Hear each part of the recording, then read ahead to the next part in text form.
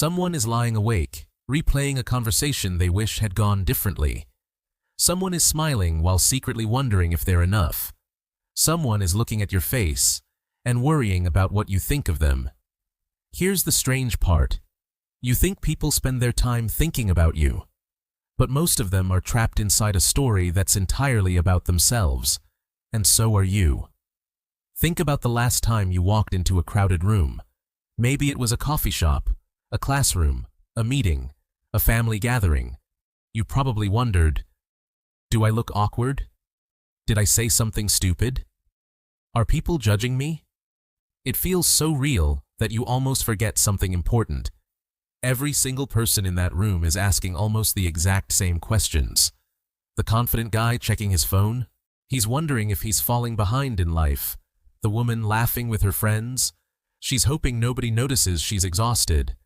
The older man staring out the window, he's replaying memories that nobody else knows exist. We spend our lives believing we're surrounded by people watching us. But psychology suggests something completely different. We're surrounded by people watching themselves. Pause for a second. When was the last time you spent 5 straight minutes thinking about a stranger you passed at the grocery store? Probably never, because your brain had something much more urgent to think about. You. Not because you're selfish, because that's exactly how every human brain is designed. Scientists call this the spotlight effect. We naturally assume everyone notices our mistakes, our appearance, and our awkward moments far more than they actually do. But everyone else is carrying their own invisible spotlight. Their attention isn't on your story, it's on theirs.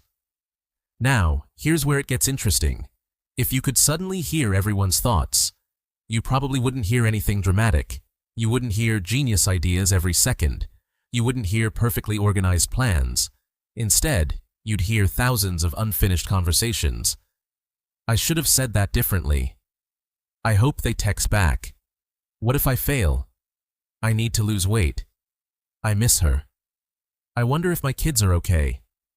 What am I doing with my life? The human mind isn't a quiet place.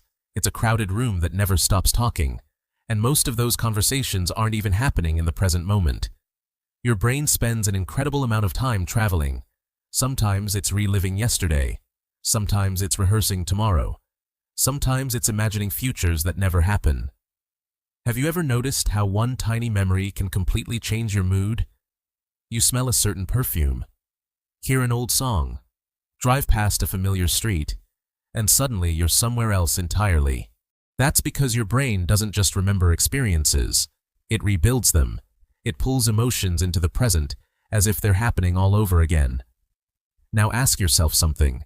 If your mind can pull the past into today, what else is it creating? Here's the answer.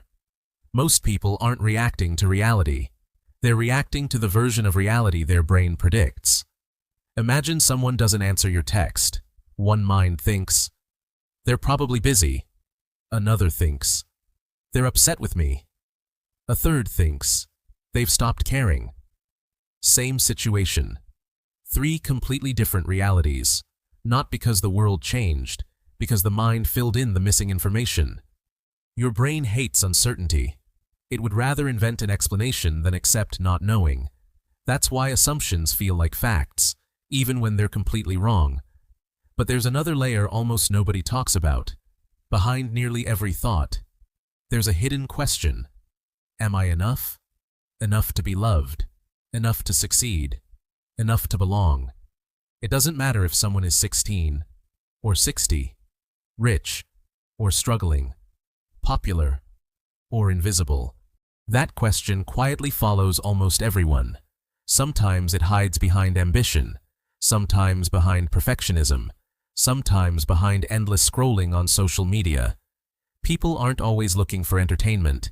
Sometimes they're looking for proof that they're not falling behind. Think about that for a moment. The person posting the perfect vacation photos, maybe wondering why they still don't feel happy. The coworker who always seems confident, maybe terrified someone will discover they're making it up as they go. The quiet student in the back of the classroom may have ideas brilliant enough to change the world.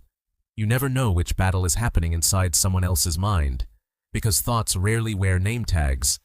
Here's something even stranger. The thoughts you remember most aren't always the biggest moments. They're often the smallest.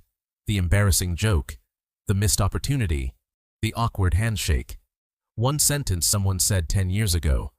Your brain stores emotional moments differently, not because they're important to the world, because they felt important to you, and that feeling becomes part of your identity. But identities can be misleading. If you think of yourself as awkward, your brain starts collecting evidence. If you think you're unlucky, it notices every failure. If you think people dislike you, neutral faces suddenly look unfriendly. Your mind isn't simply observing reality, it's editing it, every single day. So what are people thinking right now? They're wondering if they made the right decision. They're worrying about money. They're missing someone who isn't coming back. They're imagining conversations that will probably never happen. They're hoping tomorrow feels different. They're trying to convince themselves they're okay, just like you. And maybe that's the most comforting truth of all. We're all walking around carrying invisible worlds. Worlds full of dreams, regrets, fears, memories, and questions nobody else can hear. The stranger who accidentally bumped into you. The cashier who smiled. The driver who looked angry. The neighbor who never says much. Each one is living inside a story as complex as your own. So the next time you catch yourself thinking, "Everyone must be judging me," remember this. Most people aren't thinking about you nearly as much as you imagine. They're trying to understand themselves, just like you are. And maybe the greatest mystery isn't what other people are thinking